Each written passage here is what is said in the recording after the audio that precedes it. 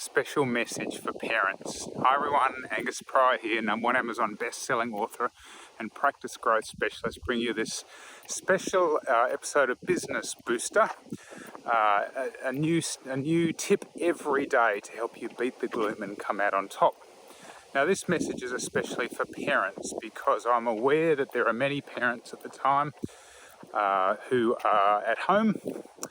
They've got their kids at home and they're ready to tear their hair out. And I just wanted to give you some encouragement and a little story to help with this.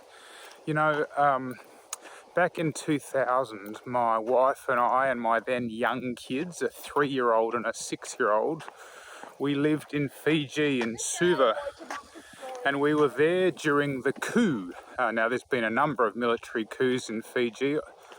My view is that the one in 2000 was probably the worst, where the entire government was held at gunpoint by, I guess, it's the people who are wanting to overthrow the government. And what that meant for the family was that my wife and my kids were stuck inside for 8 weeks. I was at the Australian Embassy, and so they were very, very conservative in their security advice. So they were literally inside for 8 weeks. I would go to work each day and they were stuck there. And then things got a bit worse. There were quite a number of people that were killed during that time. And so the family was shipped across to go and live in a hotel in Nandi on the western side of the main island.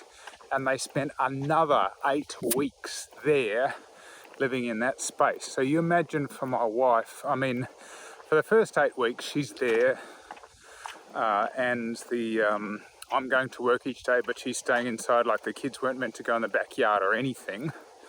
And then for the next 8 weeks, I'm not even there. I'm still living in Suva, working at the embassy while she's there. And so I was talking to her about this last night and I was like, what can we tell people about this? And I think there's really 2 key messages. The first and most obvious one is that this too shall pass.